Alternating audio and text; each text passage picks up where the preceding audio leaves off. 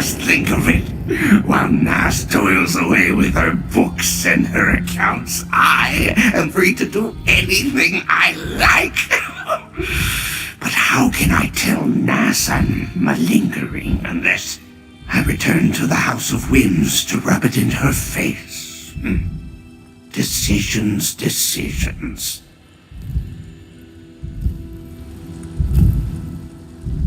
I have to say, I do not miss the grasp of the stricture at all. Completely intolerant of malingering and malfeasance. How can poor Hezek have any fun when those demoralized lawkeepers are around?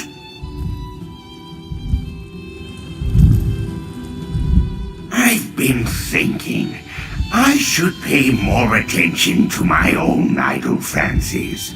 Who will put Hezek first, if not Hezek?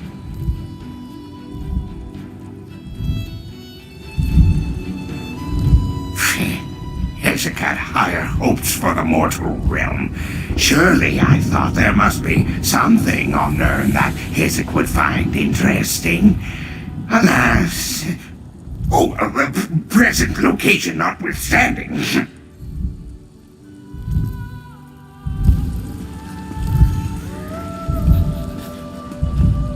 As a former Daedric cultist, I have absolutely no interest in a summoning ritual some of my old associates plan to conduct tonight.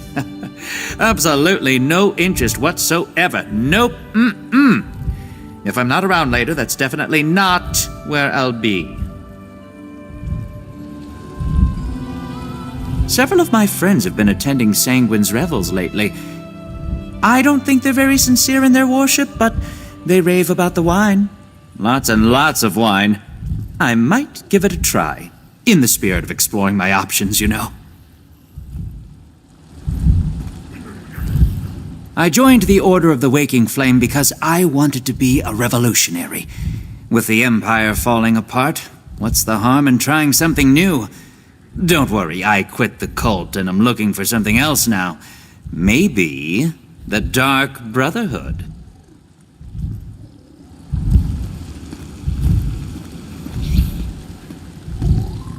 The leader of the evil vampire clan pulled out a dagger and brandished it at Adusa. How courageous of you, I said. Ill-advised, but courageous. And then, this one showed him the error of his ways. Adusa likes this place. It has personality. The hardest thing about being away from home is finding good places to eat, especially when one follows a restricted diet. Now, do not concern yourself. Adusa will make do.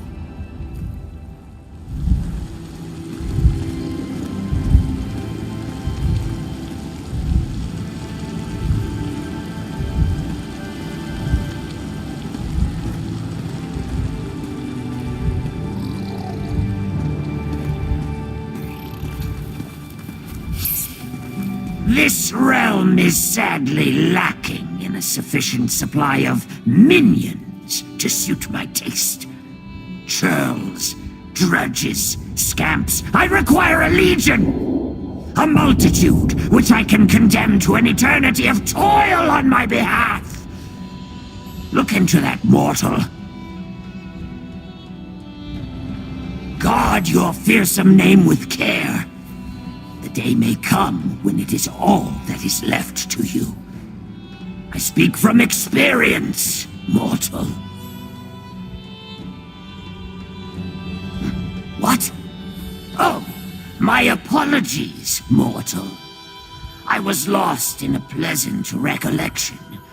My talons rending flesh.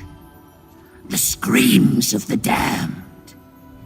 The towers of Old Sotha tumbling down. You should have been there. It was glorious. I discovered a mortal kitchen during my recent explorations. The aroma of the baking... what did they call them? Ah, yes. Pies. bewitching. No Mazkin ever devised something so seductive. Have I told you of the harrowing of Verondo? An army of aliens burned like dry grass in a wildfire beneath my fiery breath that day. I ventured outside today and was set upon by a savage beast with claws and fangs. A cat, I think the mortals called it. To my shame, I was forced to flee at its unprovoked onslaught. Next time, though. Next time.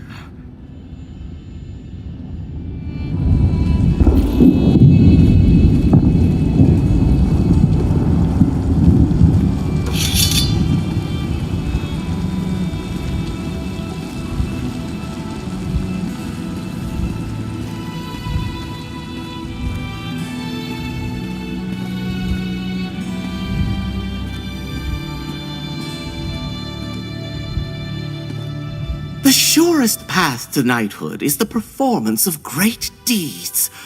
You are a doer of such deeds, correct? Maybe you can train me to kill a dragon. How hard can it be?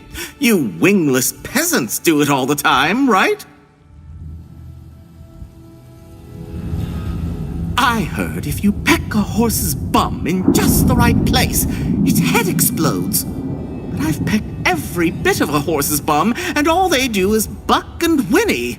Any pointers? Exploding a horse's head would really do wonders for me at court.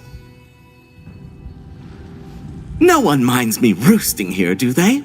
I think this place has a lot to teach me, such as how best to bother someone. If I can annoy a hero of your statue, for example, harassing simple bumpkins should be easy as plump liver pie.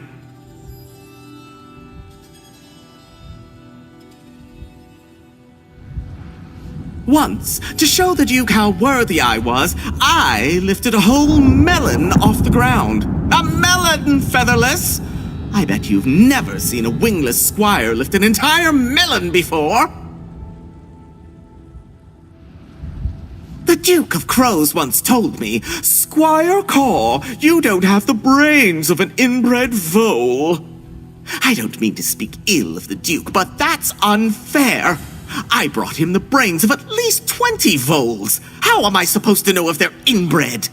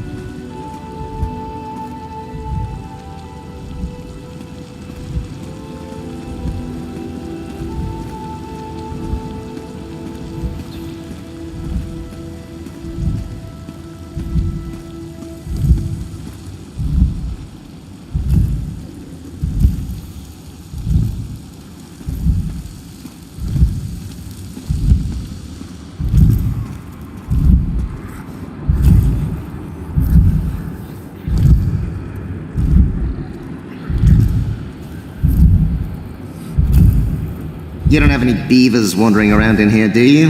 You know how I feel about beavers.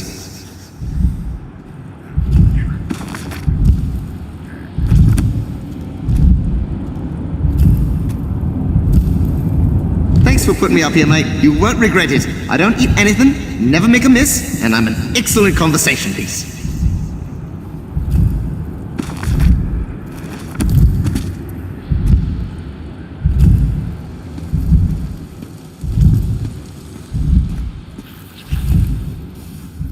I ventured into a mortal city recently and encountered... oh, what were they called again? Ah, mimes. That was it. I encountered mimes for the first time. They are absolutely horrifying. Well done.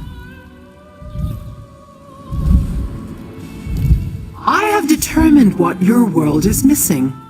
The satisfying and melodic screams of the damned.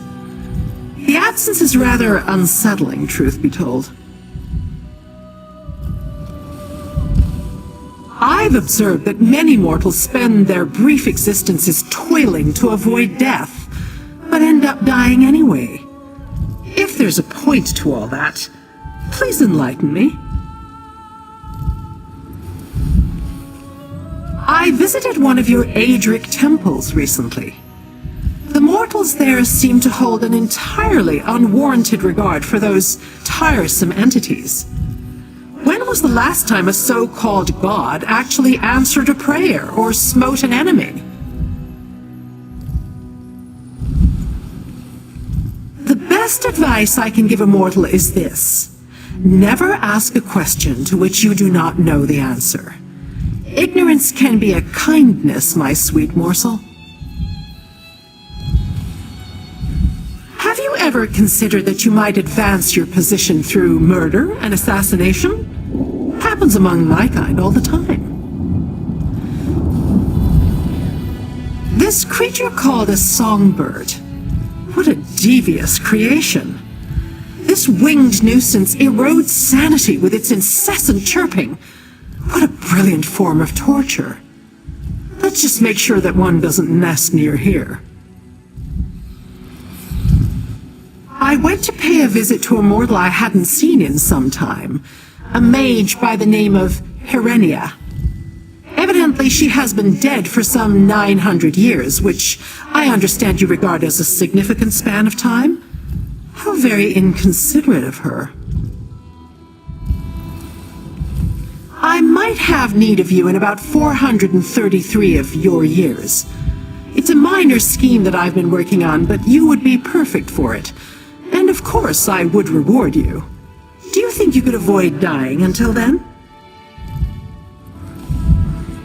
I confess I have been rather critical of mortal frailties and your so-called food. But there is something to be said for the substance you refer to as cake.